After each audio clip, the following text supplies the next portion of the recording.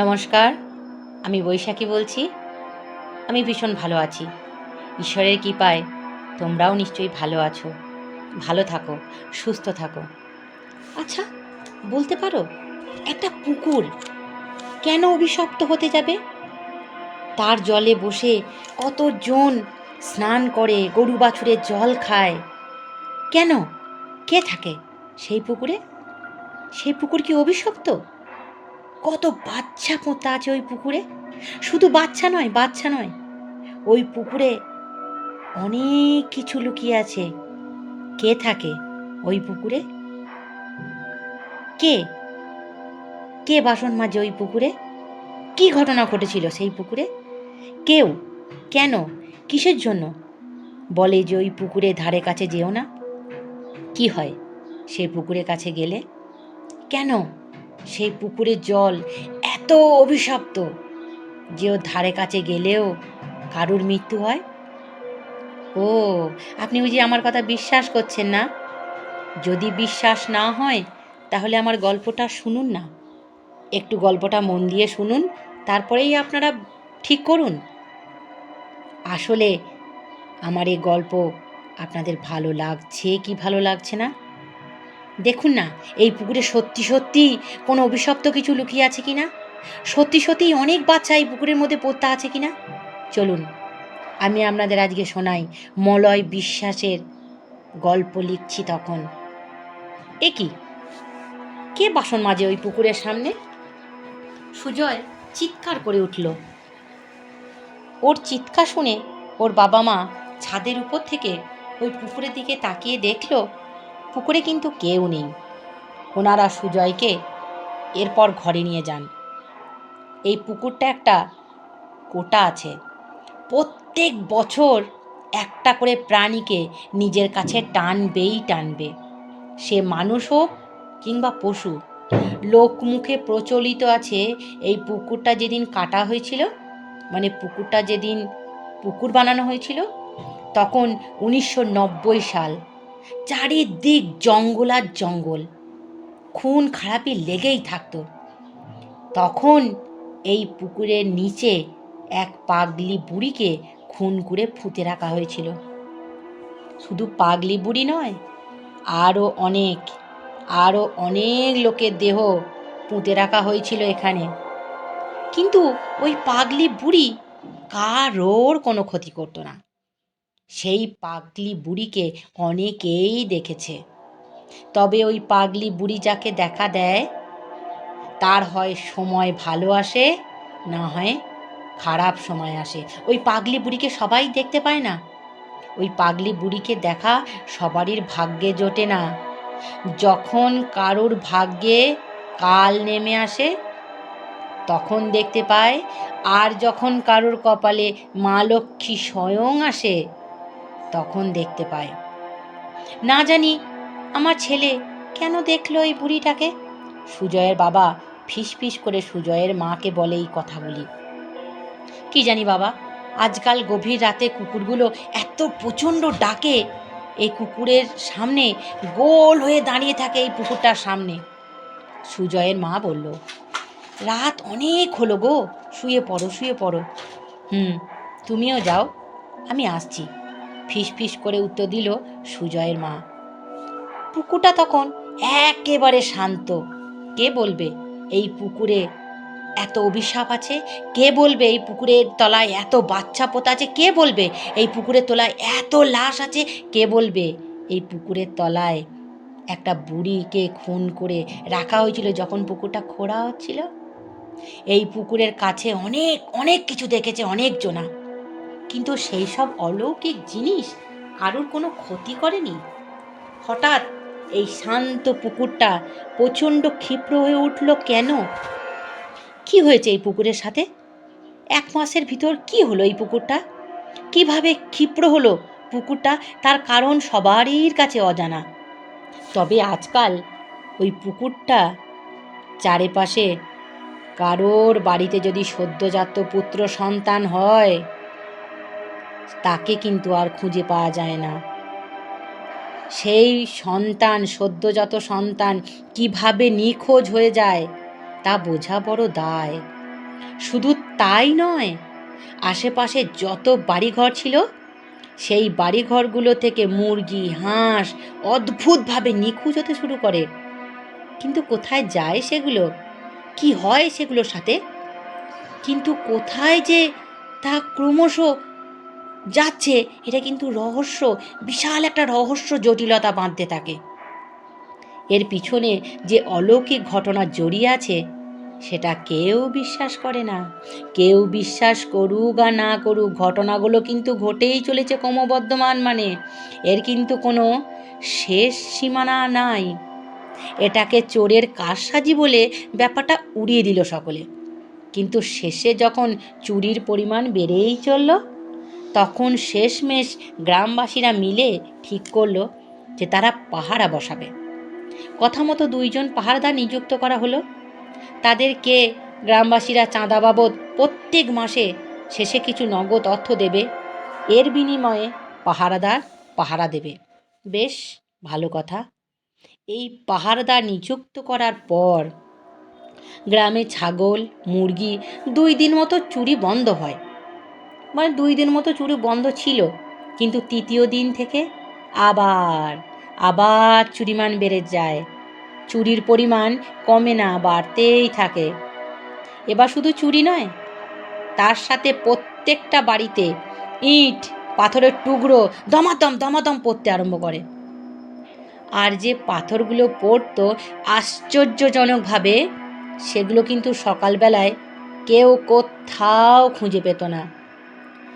আরও অত্য আশ্চর্যিক ব্যাপার হলো যে এই পাথরগুলো বা এই ইটের টুকরোগুলো কোথা থেকে আসছে কেউ জানতে পারতো না।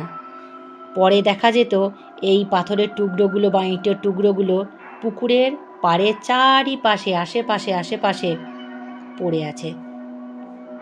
তাকে মানে পাথর তো নয়, যেন মনে হচ্ছে একটা ধোঁয়ার কুণ্ডুলি দেখতে পাওয়া যেত পাথরের রূপে। এই রকম একটা ঘটনা থেকে তারা সকলে অবাক, গোটা গ্রামবাসী অবাক। কি হচ্ছে তাদের এই গ্রামে? তাদের মনে এই ধারণা তৈরি হলো যে ওই পুকুরের কাছে কিছু একটা গণ্ডগোল আছে। গ্রামবাসীদের অনুরোধ ওই পাহারাদারগুলো ওই পুকুরের আশেপাশে যেন ভালোভাবে পাহারা দিতে থাকে। সামনে সুজয়দের বাড়ি। সুজয়দের বাড়ি থেকে রাতের খাবার দিয়ে যাওয়া হয় পাহারাদারদের। গরমকালের দিন, গরমকালের রাত, লোকজন প্রায় তেমন ওইদিকে কেউ যায় না।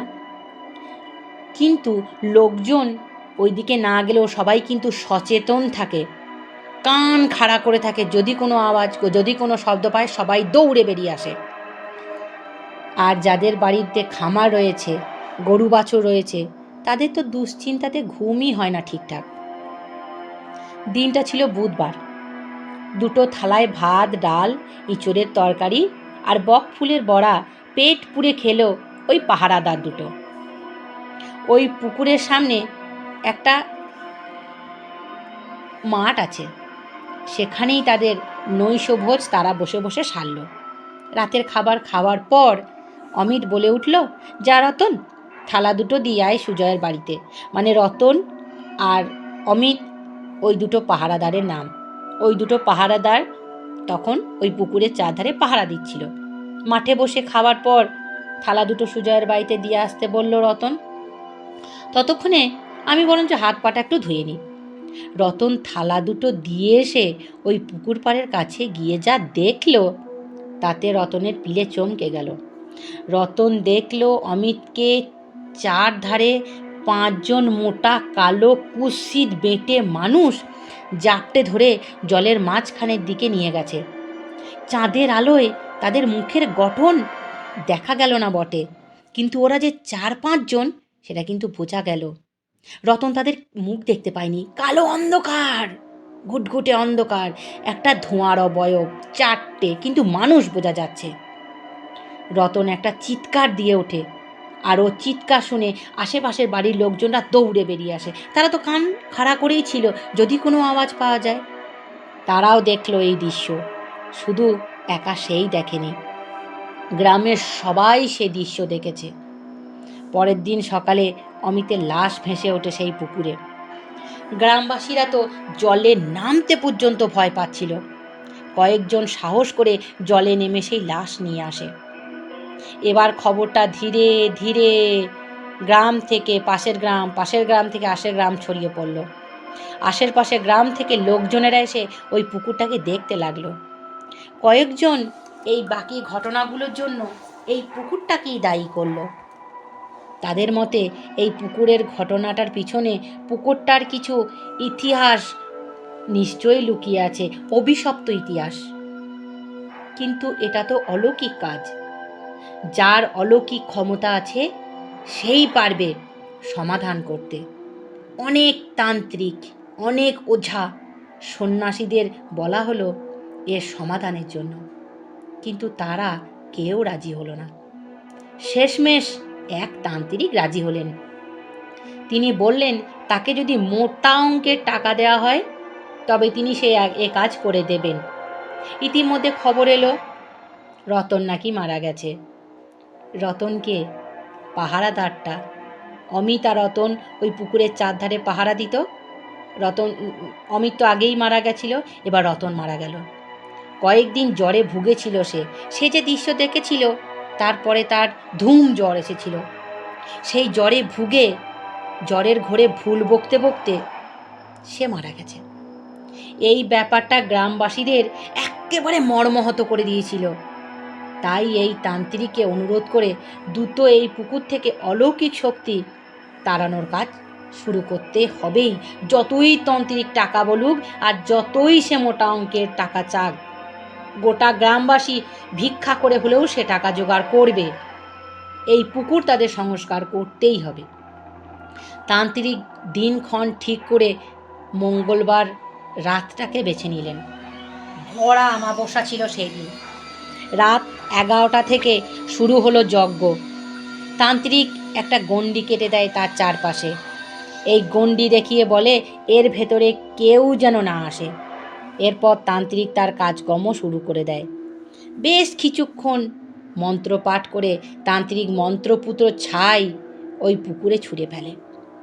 গ্রামবাসীদের মনে তখন প্রবল উদ্বেগ, কারণ ওই পুকুরের জল অনবরত টল টল টল টল টল টল করে নড়ছিল। পুকুরের আশেপাশে যত গাছ আছে সব দুলছিল হাওয়ায়। কিছুক্ষণ পর এক অদ্ভুত জিনিস দেখা যায়, যা দেখে হকচকিয়ে যায় তান্ত্রিক নিজেও। ওই দূরের শাল গাছটা থেকে একজন উড়ে উড়ে আসছে। তান্ত্রিকের থেকে 2 হাত দূরে এসে সেই ওরা কিছু একটা দাঁড়ালো। সেটা ছেলে কি মেয়ে একদমই বোঝা যাচ্ছিল না।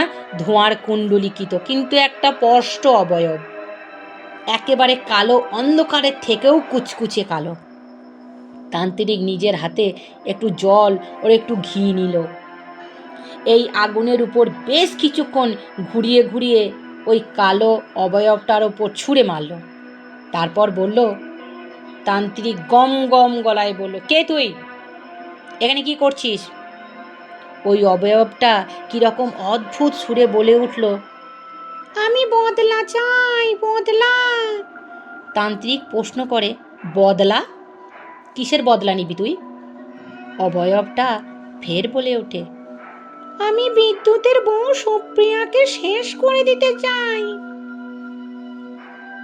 কি? বিদ্যুতের বউ সুপ্রিয়া? সে কি করেছে তোর?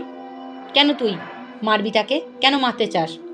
অবয়বটি বলে, আমি এত কাল ধরে পুকুরে পড়ে আছি, কারোর কোনো ক্ষতি করিনি, কিন্তু এই সুপ্রিয়া, ছি ছি ছি, কি নীচ মানসিকতা এর। একে হয় তোরা শাস্তি দে, না হলে ওকে আমার কাছে দিয়ে দে। তান্ত্রিক বলে, কেন, কি করেছে সুপ্রিয়া তোর? বল, আমাকে খুলে বল। তখন অবয়বটি বলে, ও ভর দুপুরবেলায় কয়েকদিন আগে সৈকতদের বাড়িতে যায়। সৈকতের বাবা মা কেউ ঘরে ছিল না। সৈকত স্কুলে গিয়েছিল, সৈকতের মা গিয়েছিল জল আনতে, আর সৈকতের বাবা গেছিল কাজে। সৈকতের মায়ের সাথে একটু ভাব ছিল সুপ্রিয়ার। আর সৈকতের সদ্য একটা বোন হয়েছে। সৈকতের বাড়িতে গিয়ে কাউকে না দেখতে পেয়ে সুপ্রিয়া সৈকতের বোনের সাথে খেলতে থাকে। কোলে নিয়ে ওইটুকু ছোট্ট মেয়েটাকে নিয়ে কি নাচন কোদন, নাচা গানা, ছোঁড়া ছুঁড়ি। হঠাৎ হঠাৎ হাঁসপোর্চকে মাটিতে পড়ে যায় সৈকতের বোন। এদিকে সৈকতের মার আসতে থাকে বাড়ির দিকে। সেটা দেখে সুপ্রিয়া। ওই বাচ্চা মেয়েটার মধ্যে কোনো হেলদোল নাই। সে দেখতে পায় অপরাধের ভয়ে ওই ছোট্ট মেয়েটাকে ভর দুপুরে নিয়ে আসে এই পুকুর পাড়ে। বাচ্চাটাকে নিয়ে পুকুরের শেষ প্রান্তে গিয়ে ভাসিয়ে দেয়। শুধু ভাসিয়ে দেয় সেটাই নয়, একটা ড্রামের মধ্যে করে পুড়ে ওই ড্রামটার মধ্যে ইট ভরে, সেই ড্রামটাকে বস্তার মধ্যে ভরে তার মধ্যে ইট দিয়ে ওই ড্রামটা সদ্য বস্তাটা জলে নামিয়ে দেয়। ছি ছি ছি ছি ছি। বিবেক, কি বিবেক ওর বিবেকে বাঁধলো না সুপ্রিয়াকে আমি মারব। ও দাদা, ও দাদা, কি হলো? ও দাদা, হঠাৎ আমার চোখটা খুলে গেল। কে ডাকছে ও দাদা করে? শরবত নেবেন? শরবত? একেবারে ধর্মর করে উঠে বসলাম আমি। আসলে কানে আমার হেডফোনটা লাগানো ছিল, মোবাইলে গল্প টাইপ করছিলাম আমি। মামার বাড়ি যাচ্ছিলাম ট্রেনে। ট্রেন তখন ঊর্ধ্বশ্বাসে দৌড়াচ্ছিল। আমি তখন তাকে বললাম, না না, আমি শরবত নেব না। এই বলে আমি জানলাটা বন্ধ করে দিলাম। তো আমি তারপরে দেখলাম যেটা, সেটা আমি তো দেখে অবাক হয়ে গেলাম। আমি জানলাটা ফের খুললাম, বললাম, কি বলছো? সে আমাকে ডেকে বলল, দাদা আমপোড়ার শরবত খাবেন? আমপোড়ার শরবত বিক্রি করছি। আমি জানলার বাইরে তাকিয়ে আছি। তারপরে আমি তোকে বললাম, না না, আমপোড়ার শরবত আমি খাবো না। এই বলে আমি জানলাটা লাগিয়ে দিলাম। জানলাটা বন্ধ করে কানে হেডফোনটা দিতে যাব, তখন আমার হঠাৎ খেয়াল হলো, আরে এটা কি করে সম্ভব? আমার পিলে চমকে উঠল। ট্রেন তো দ্রুত গতিতে চলছে। তাহলে আমি জানলা খুলে দেখলাম কাকে? আর বাইরে আমের শরবত বিক্রি করছেই বা কে? আর সে জানলার বাইরে আছেই বা কী করে? ট্রেন তো চলছে দ্রুত গতিতে। আমার গল্প যদি ভালো লেগে থাকে তাহলে নিচে কমেন্ট করে জানাবেন যে পুকুরটা সত্যি সত্যি অভিশপ্ত ছিল কি ছিল না। আর ট্রেনের বাইরে লেখককে যে আমের শরবত দিতে চেয়েছিল সেই বাকে দ্রুত গতিতে ট্রেনের জানলার সামনে দাঁড়িয়ে কেউ কি শরবত বিক্রি করতে পারে? কমেন্টে জানান আমার গল্প আপনার কেমন লাগলো। ভালো থাকবেন, সুস্থ থাকবেন। নমস্কার।